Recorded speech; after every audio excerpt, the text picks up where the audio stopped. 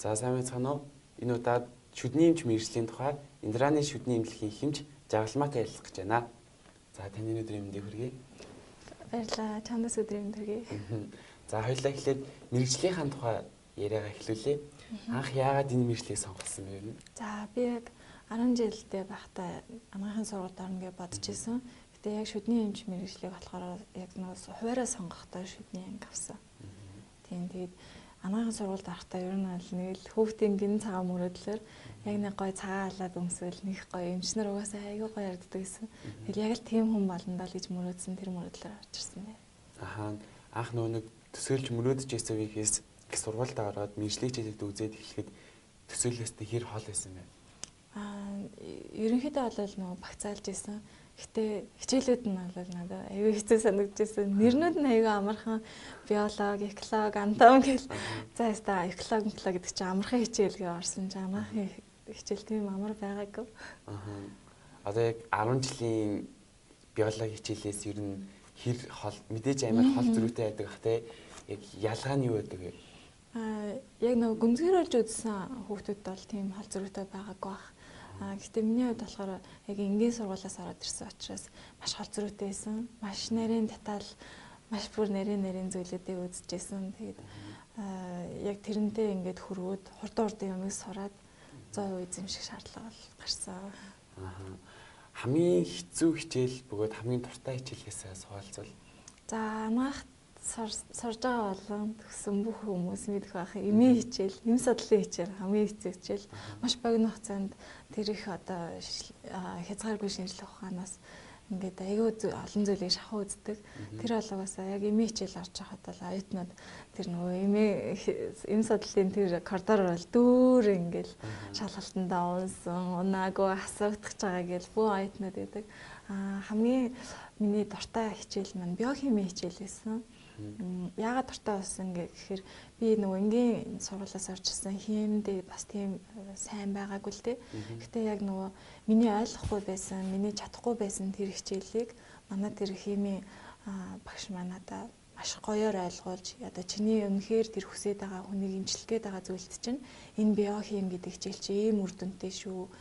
Өдөр тутмын амьдрал чи ийм хэрэгтэй шүү гэдгийг надад маш гоёор өөрөө үзүүлж үлгэр дуурайлж болж үзүүлж ирсэн. Хамгийн дуртай ажилласан. Нөгөө анхаарт орж байгаа хүүхдүүд маань химдээ тэмцэлтэй сайн дуртай биш байдаг штэ. Заавал нэг хими оноо хэрэгтэй учраас химдээ бэлддэг. Тэгээ энэ тухайд их сургуульд ороод энэ бодлоноос хэр өөрчлөгддөг бол. Ерөнхийдөө бол энэ хоёр талтай. Үнэхээр хим дуртай, үнэхээр мундаг хүүхдүүд бол зөндөө байдаг. Угаасаа тийм ч учраас яг анхаарт бүр дээгүүр ингээ ороод ирдэг. Бид нар бол яг химдээ одоо би бол химдээ сайн учраас амгаахт орё гэж бодоагүй. Би амгаахт орж одоо эмч болно гэсэн учраас химийг бүр өдөр шөнөгүй ингээд давтчихэж орж ирсэн байхгүй юу. Яг амгаахт орж ирээд бас яг л яг тэр чанараараа хими бол заавал үзэх хэрэгтэй. Ягаад гэвэл шинжлэх ухааны суурь сайтай ах хэрэгтэй. Ангаах одоо хэдгээр курсээс эхэлж мэргэжлийн хичээлүүд нь орж эхэлдэг юм бэ? Ерөнхийдөө нөгөө шүдний эмч гэхээр хүмүүс жоохон хүүхдүүд бас мэдгүй ээж магадгүй ганц шүдийг үздэг гэж бити бодоорой. Ангаахт ер нь орсон болвол 1-2 дугаар курстэй бүх хүний биеийг судлах ёстой, бүх булчин физиологи, бүх бодисын солилцоогоо мэдээд тэгээд дараа нь 3 дугаар курсээсээ яг шүд нүүр ам судлал гэдэг ингээд салж байгаа. Ямар ч мэргэжлийг сонгосон заавал нөгөө бүх биеийнхаа физиологийн биологийг үзэх хэрэгтэй. Тэгвэл анаахын шинжлэх ухаан гэдэг чинь ганц шүд биш. Тэгээд шүдний эмч гэдэг чинь ганц шүдэл мэдэх хэрэгтэй биш. Шүд гэдэг чинь маш олон зүйлтэй холбоотой, бүх биетэй холбоотой. Тийм учраас ерөөсөө өргөн хүрээний гэсэн үг. Тэгдэг хань. За тэгээд одоогийн байдлаар бол та шүдний эмч мэргэжлээр ажиллаж байгаа шүү дээ. Ажлынхаа нэг өдрийн тухайс хүүхдүүдэд хуваалцаад сонирхолтой. За эмчийн болохоор яг Индрааны 24 цагийн шүдний эмнэлэгт ажилладаг. Бусад эмнэлгээс жаахан ялгаатай нөгөө хонж ажилладаг. Тэгээ өглөө өдөр тэгээ оройн ээлжтэй. Орой гэдэг нь болохоор шөнийн ээлж гэсэн. Өглөө болон өдрийн ээлж мэн болохоор яг нөгөө тайван суугаад тухтай хүмүүст нэг тийм яаралтай биш тусламж үйлчилгээг бол эмчилгээ, ломб одоо сувгийн эмчилгээ ч гэдэг юм уу. Эсвэл гажиг цэцлийн эмчилгээ ч гэдэг юм уу хийдэг.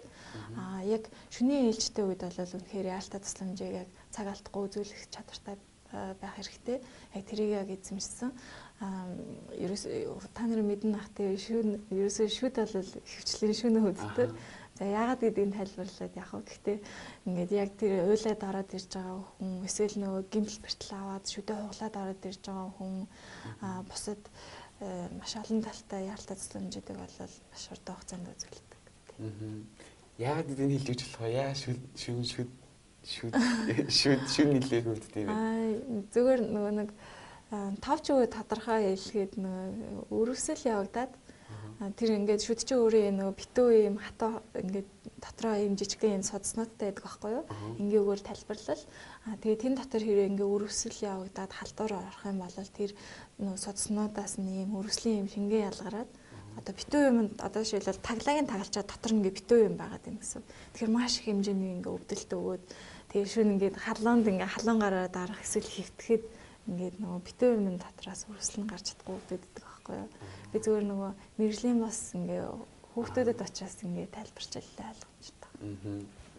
За яг хувь хүнийхэн хувьд ямар одоо зан чанар гэдэг юм уу те чадвар шүдний эмчдэг хүнд хэрэгтэй гэж тавилгадаг байна. За өөр дээрээ жишээ авъя.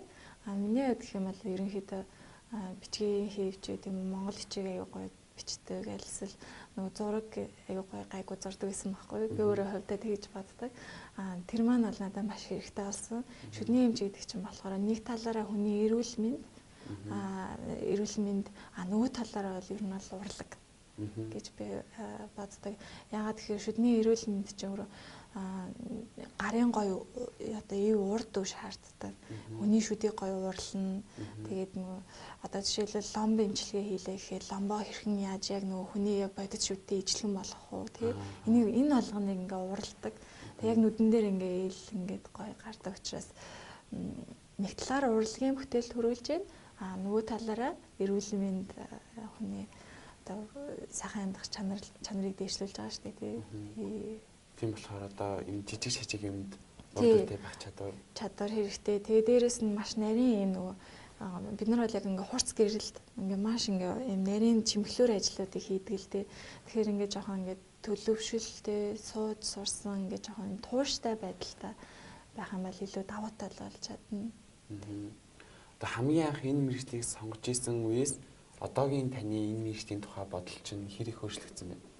За эхлээд бол ер нь бол тийм нэг л цагаан халаадаа ч ороод авчлах нэг л нөгөө юм дэрвсэн хүмүүс байсан. Нэгдүгээр курс тарахад за эргүү цагаанууд гэж нэрлэлцдэг байхгүй юу? Юугаач мэдгүй хэдэн цагаан халаатай юмнууд ингээл бүр ингээл божигнаа хийж идэг. Одоо бол ерөнхийдөө төлөвшөл илүү суусан. Илүү юмд ноцтой ханддаг. Арай эмчийн сэтгүүж арай өөр. Манай сургуулийг төгсөн бүх төгсөгч нар ер нь бол хүн болоод гардаг. Эмч гэдэг чинь ерөөсөө үйлчлүүлэгч байгаа маш ингээд мэдрэх хэвээр, хүнлэг байх хэвээр. Бид нэр эмчийн хангараа өргөдөг шүү дээ. Тэгэхээр ингээд хүний зовлон, одоо өвчин зовлон хамтдаа хуваалцаж чаддаг, тэр асуудлыг шийдэж чаддаг, тэмцэтгэл зөрхтэй тийм зүйлийг бас төлөвшүүлж чадсан болов манай сургууль гэж боддог. За яг энэ мэргэжлийн тухай сонирхож байгаа те эргэлдэж байгаа хүүхдүүдэд мэргэжил сонголтын зөвлөгөө өгвөл та ямар зөвлөгөө өгөх вэ? За ер нь бол шүдний дэлхийд даяараа шүдний эмнэлгийн мэргэжил шилдэг ажил одоо мэргэжлүүдийн тоонд ордог л доо. Ер нь бол 1-4 дүүр байраа хооронд л яваад байгаа юм шиг байгаа. Ер нь хүн юу хийж чадна? Одоо тэр зүйлээ л ер нь сайн хийх ёстой. Тэгээ хэрвээ чи нэгэнт одоо шүдний эмчийг сонгох уу, аль эсвэл өөр зүйлийг сонгох уу гэдэг л анаахын сургуульд ороод ир. Тэгээ нөгөө суурь хичээлүүдээ сайхан үзээд за нүүр амны их эмч гэдэг чи ийм юм үздэгин, хүний их эмч гэдэг чи ийм юм үздэгин гэдэг нөгөө ерхий ойлголтуудыг аваад ирэхээр тэгээд нөгөө 3 дахь курсээсээ яг ингээд жинхэнэ сонголтоо хийж болно.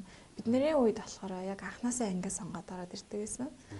Одоо болохоор их шаардлагагүй зүгээр ерөнхийдөө суурьудаа үзээд тэгээд дараа нь бодсны эцэст сонгож болно. Яг мэргэжлийн онцлогийн тухайд нь та юу зөвлөгөө өгөх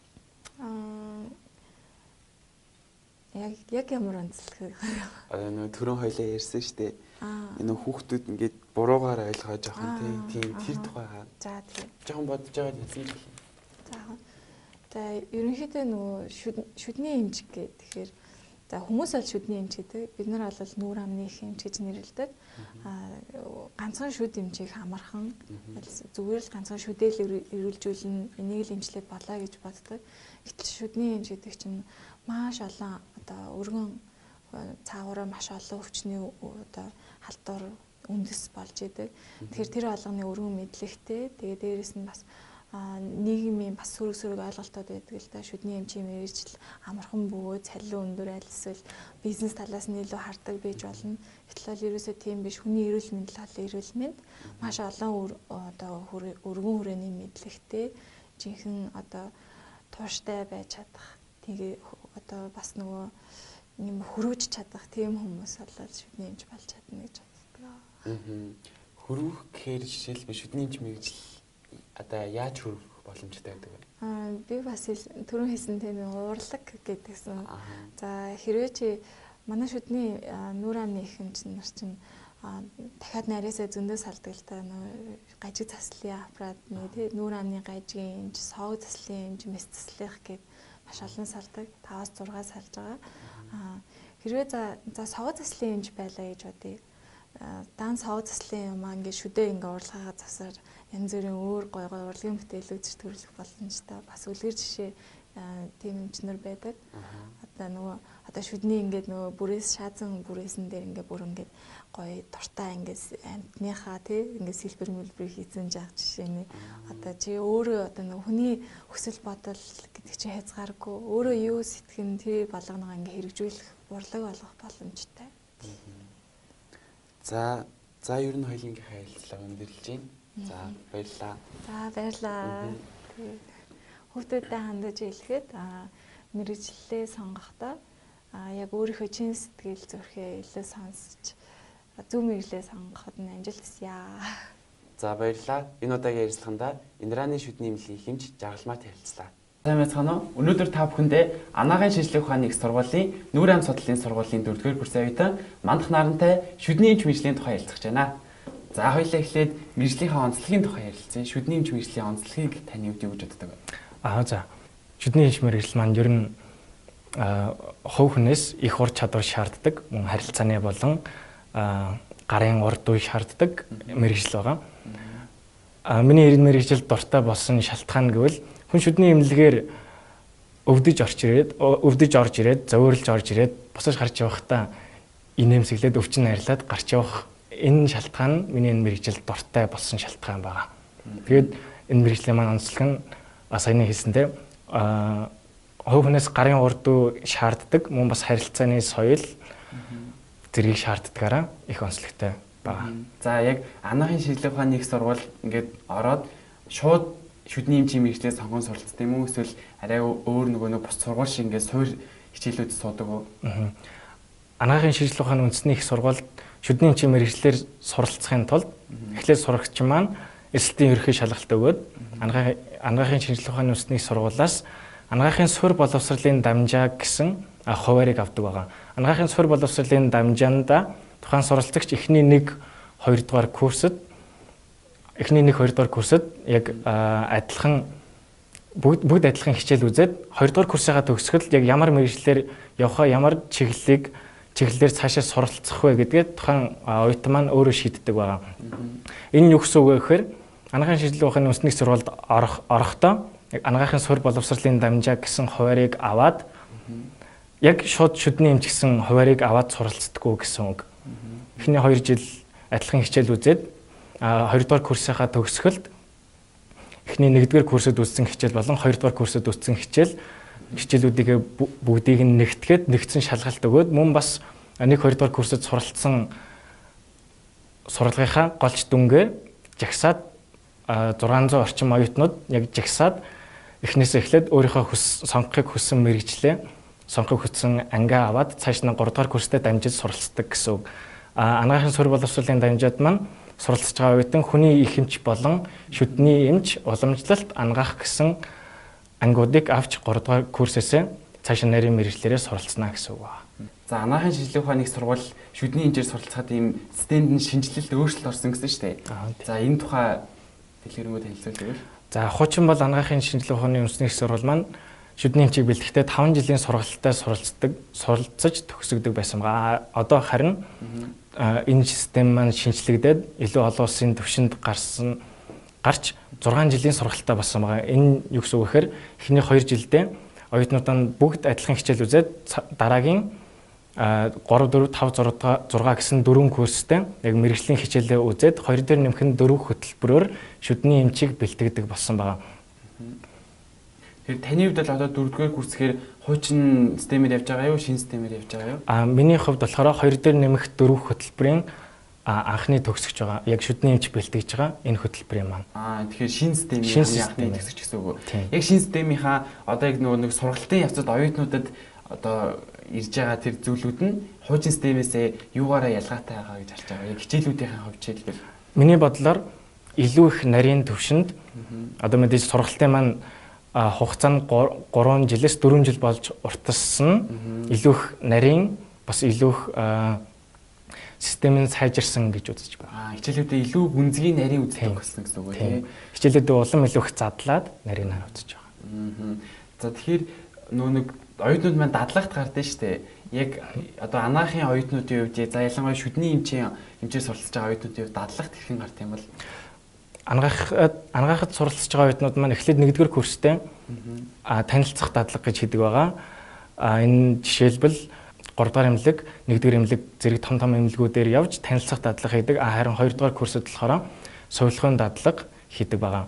Харин 3-4-р курсээсээ тухайн оюутан маань өөрийнхөө чиглэлийг тодорхойлоод нарийн суралцж байгаа учраас яг тэр чиглэлийнхаа дадлага хийдэг. Жишээлбэл би шүдний эмчийн мэргэжлээр суралцж байгаа 3-р курстэй шүдний эмнэлгийн ариутгал халдвар гүйтгэл болон шүдний эмчийн туслахын дадлагыг хийсэн. Одоо яг 4-5 дахь курстэй бас шүдний эмчийн туслахын хийж явдаг гэсэн үг. Тийм.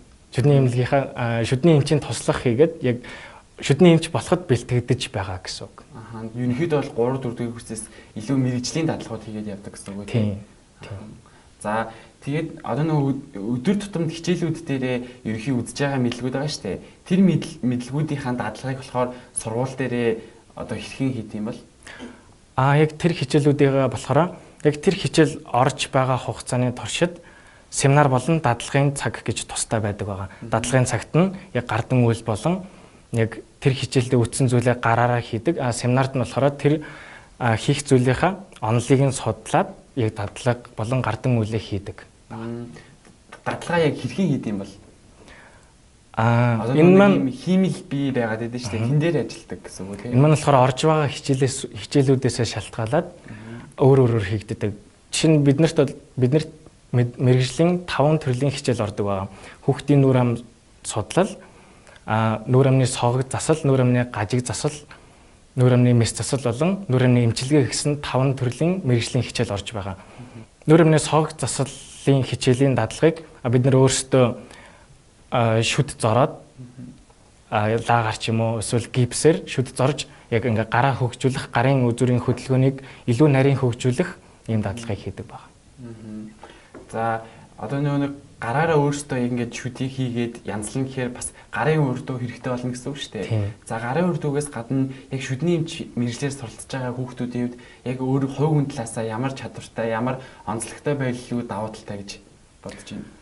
Шүдний эмчийн мэргэжил нь ганцхан ингээд хүнийг үздэг биш, яг гараараа үйл хийдэг, гараараа ийм жижигхэн зайд үйлдэл хийж эмчилгээ хийдэг болохоор маш сайн мэдрэмж, гарын мэдрэмж хэрэгтэй. Мөн бас бидний хувьд яг орон зайн төсөөлөл бид нэр хэдийн амны хөндөд байгаа ч гэсэн шүдний дотор байгаа мэдрэлд ажилладаг, шүдний дотор байгаа сувагт ажилладаг болохоор бас орон зайн мэдрэмж хэрэгтэй байдаг. Тэгэхээр яг харахгүй байгаа орчиндөө эмчилгээ хийдэг гэсэн үг үү? Яг харахгүй гэсэн үг биш. Бид нэр амны хөндөдөө толны тусламжтай харж байгаа. Гэхдээ шүдний эмчийн мэргэжил маань тухайн эмчээс маш нарийн, гарын болон яг мэдрэмжийг шаарддаг байна. За тэгвэл хоёлаа одоо хичээлүүдийн тухай илүү дэлгэрэнгүй ярилцъя л та. Яг шүдний эмчийн мэргэжил одоо нүур амны судлалын сургууль маань болохоор зөвхөн шүдний эмчийг бэлтгэдэг гэдэг байгаа шүү дээ. Тэгэхээр яг шүдний одоо эмчээр суралцж байгаа оюутнууд маань ямар хичээлүүдийг голчилж үздэг. За тэр дундаас та хамгийн дуртай нэг хичээлийн тухай ярьж өгвөл. За 3 дугаар курс орж ирээд шүдний эмчийн мэргэжил судалж байгаа оюутан маань мэргэжлийн үндсэн 5 хичээлийг үздэг. Хүүхдийн нүур ам судлал, нүур амны соогог засал, нүур амны гажиг засал, нүур амны мэс засал болон нүур амны эмчилгээ гэсэн 5 хичээлийг үздэг ба. Миний хамгийн дуртай хичээл гэвэл би яг нүур амны соогог засал болон нүур амны гажиг заслын хичээлд илүү сонирхолтой байдаг. Дан одоо ингээл хим биологи, эмч ихээр хим биологи бол үзээд байдаг гэдэг ойлголт бол нэг талаараас буруу ахна шүү дээ. Өөр өөр төрлийн хичээлүүд ордог гэсэн үг тийм. Шүдний эмч маань бас давхар сэтгэл зүйч болж өгч яадаг байгаа. Тухайн хүний сэтгэл зүйд өвдөлтийг нь арилгах мөн бас тухайн хүнтэй харилцаж байгаа учраас бас сэтгэл зүйн ийм эмчилгээ үзүүлж байгаа. Таны нэрлээд байгаа нөгөө 5 салбар төрөл байгаа шүү дээ. Ерөөсөө энэ 5 төрлийг л үздэг гэсэн үг юм уу? Мэргэжлийн хичээлүүд дээр яг түрүүний хэлсэн 5 хичээлийг үздэг. Яг шүдний эмчийн мэргэжлэр суралцаад 6 жил суралцаж төгсөөд яг тухайн оюутан маань, тухайн шүдний эмч маань ямар салбараар яаж явах вэ гэдгээ төгснөхийн дараа нэмж суралцдаг байгаа. Ингэхдээ Монголд бэлтгэгдэж байгаа нүур амны эмч болон нүур амны соогог засалч, нүур амны гажиг засалч, нүур амны мэс засалч болон хүүхдийн нүур амны эмч гэсэн мэргэжлүүдээс сонгон суралцаж мэргэжилд дэвшлүүлдэг байгаа. Энэ нь резидентийн сургалт гэсэн үг. Хэдэн жил суралцдаг лээ? Одоо яг нэг 2-3 жил болоод өөрчлөгдөд байгаа хэрэг. Тэр юм тэгэхээр сайн мэдхгүй байна. Арай төрөл төрлөөс хамаарат өөр гэсэн. Тийм, өөр болоод байгаа юм. Тэгэхээр одоо нөгөө 6 жилээрээ төгсчөөд заавал резидент суралцж ийж ажлын байран дээр гарна гэсэн үг эсвэл 6 жилээрээ төгсчөөд шууд ажиллах боломжтой юу? 6 жилээр төгсөөд шууд ажиллах боломжтой байгаа. Гэхдээ суралцж төгссөн шүдний эмч маань насан туршийн болон хүүхдийн шүд цорох өвчин болон түүний хүндрэл буюу сувгийн эмчилгээ зэрэг ерөнхий зүйлүүдийг эмчилгээнүүдийг хийх эрхтэй байдаг байгаа. Харин үүнээс цаашлаад нарийн ажилбаруудыг резидент дүргсэн эмч буюу нарийн мэргэсэн эмч нар маань хийдэг байна. За баярлалаа. Өнөөдөр бид анагаахын шинжилгээ ухааны үндэсний их сургуулийн нүур ам судлалын их сургуулийн 4-р курсын оюутан манайх нарамтай ярилцлаа. Баярлалаа. За сайн байцгаана уу? Өнөөдөр анагаах ухааны их сургуулийн нүур ам судлалын сургуулийн анагаах ухааны доктор Тэгвэл сайхантай ярилцах гэж байна. За таны өнөөдөр мэндийг хүргэе. За сайн байна уу? За юуны өмнө өөрийгөө давч танилцуулна. За намайг Тэгвэл сайхан гэдэг. Би нүур ам судлалын сургуулийн нүур амны соогог заслын тэнхимд одоо багшилдаг. Би өөрөө болохоор бүгд найрамдах холбооны бүгд найрамдах гэрмаа улсын Берлин хотын анагаах ухааны их сургуулийн шүдний эмч мэргэжил эзэмсэн. За хоёулаа өнөөдөр ерөнхийдөө бол шүдний эмч мэргэжлийн тухай ярилцсан. Ахлах ангийнханд яг энэ мэргэжил сонголтын тухай зөвлөгөө ярилцлагыг хийх байгаа. За тэгэхээр юуны өмнө яг энэ мэргэжлийн онцлогийн тухай ярилцаж үзье л да. Бусад эмчийн мэргэжлээс яг шүдний эмчтэй нүур ам судлалын эмч маань ямар ялгаатай, ямар онцлогтой байд юм болоо? За тэгэхээр манай мэргэжил бол маш сайхан мэргэжил. Хүнд бол 28-аас 32 шүд байдаг. Бага насны хүүхдүүдэд бол хүүхдийн сүн шүднүүд 20 шүдтэй байдаг. Тэгэхээр бид нар болохоор зөвхөн одоо нэг эрэгтэн гэхээсээ бараг 32 шүд бол олон эрэгтэнтэй хандж байгаа юм шиг тэгж ажилдаг мэргэжил байгаа.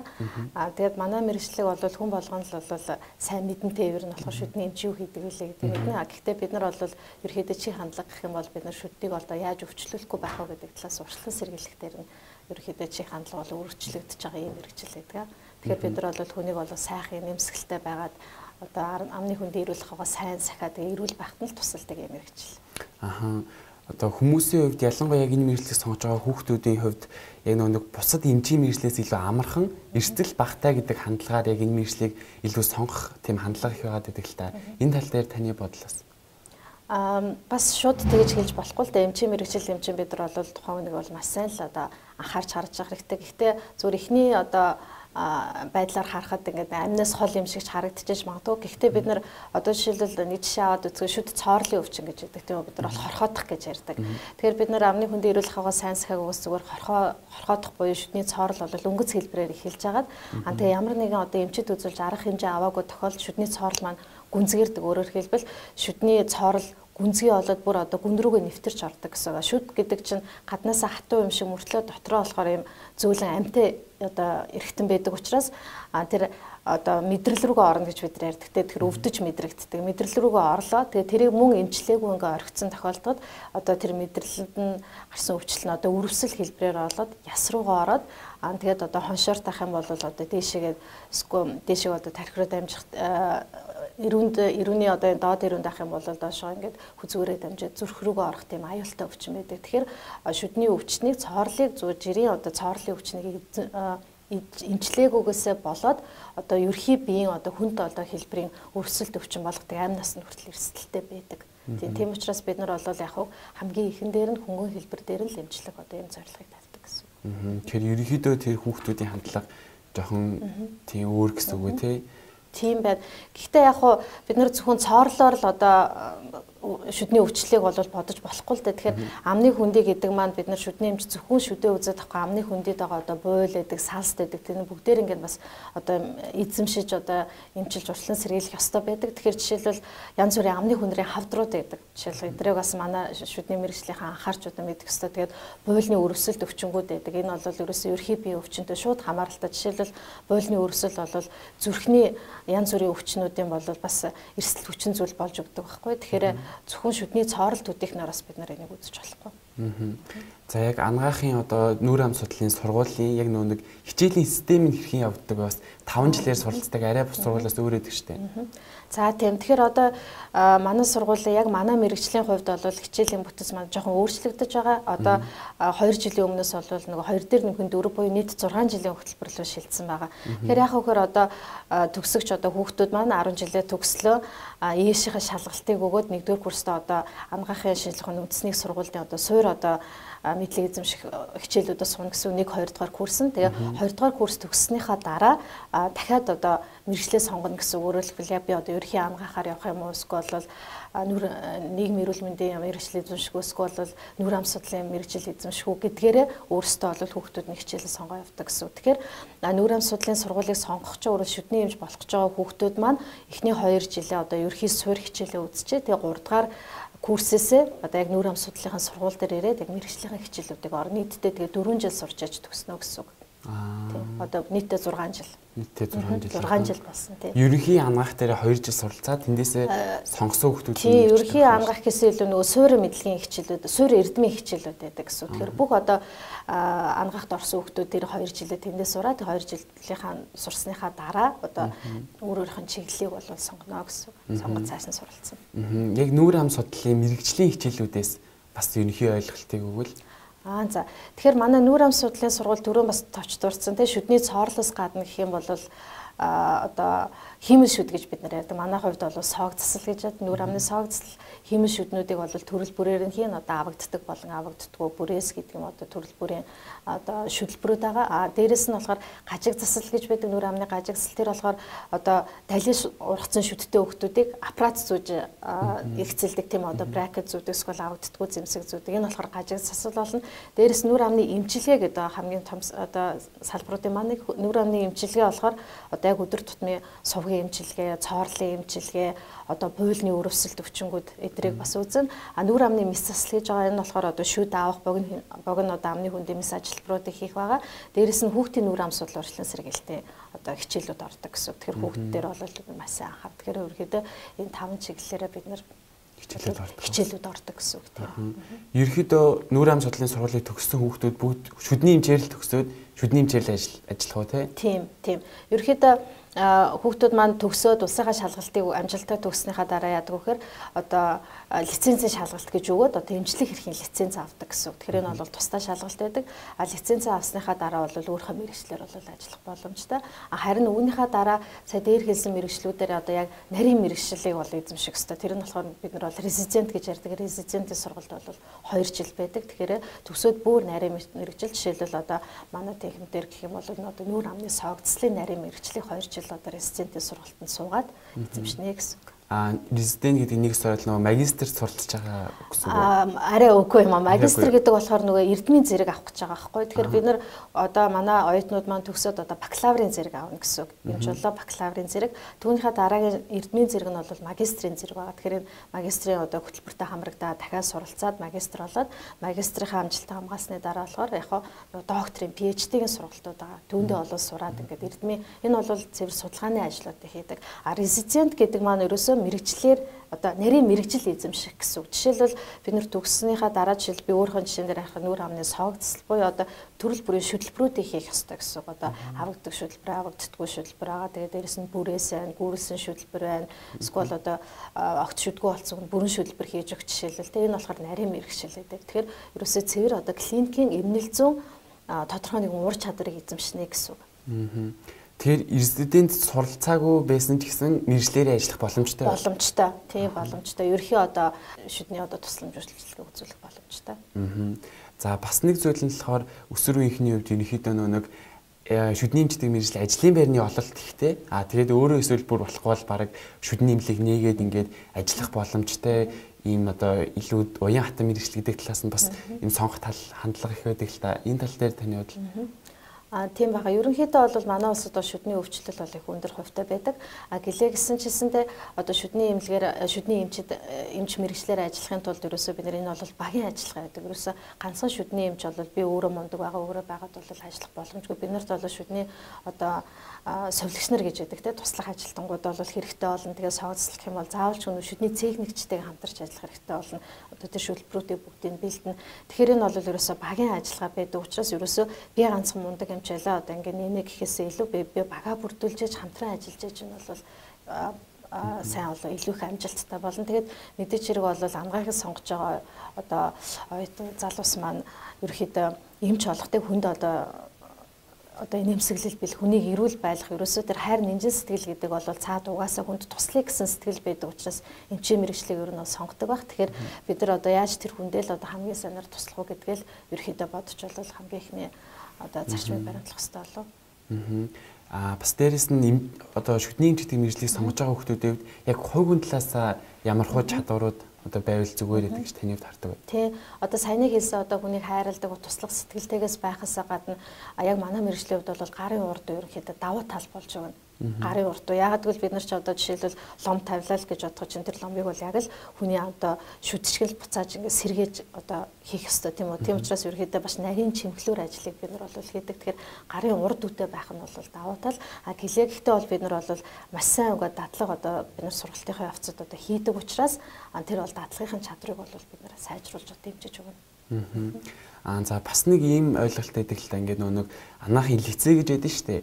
Лицейг сураад төгсөөд орсон хүмүүс энгийн сургуулиас орж байгаа хүмүүсийн ялгаа гараад байдаг жоох ингээд тэр нь одоо хичээлд нөлөөлдөг тийм одоо ойлголт байгаад байдаг байхгүй. Энэ тал дээр таны хувьд би бол үүн дээр нэг ялгаа байхгүй гэж хэлмээр байна. Яг гэвэл бид нар ингээд ерхий эрдмийн хичээлүүдээр бол бүхэл хичээлүүдийг үзээ явж байгаа. Тэгэхээр тэр бол тухайн хүн өөрөөс нь шалтгаална. Тэрнээс бол энэ угаасаа сайн хүүд угаасаа л ангаахаар явц угаасаа ангаахыг гэж бол тийм бол нэг тийм том зарчмын ялгаа гарахгүй хаа. Зарчмын ялгаа гардаггүй. За таны хувьд яг энэ шүдний эмчдэг мэргэжлийг одоо сонирхож байгаа ч юм уу эсвэл эргэлзэж байгаа яг энэ мэргэжлийн тухай мэдхийг хүсэж байгаа хүмүүдэд мэргэж сонголтын зөвлөгөө болгож өгөхлөл. Тэгээд ерөөхдөө бол хүнтэй ажиллах дуртай, тэгээд хүнд сайхан инээмсэглэл бэлгэлэх дуртай, тэгээд багаар ажиллах сонирхолтой ийм тэгээд гарын урд үтэй байх юм бол манай мэргэжлэр ажиллах бол үнэхээр сайхан. За баярлалаа. Өнөөдөр бид нүүр ам судлалын сургуулийн багш, анагаах ухааны доктор Цэнгэл сайхантай шүдний эмч мэргэжлийн тухай ярилцлаа.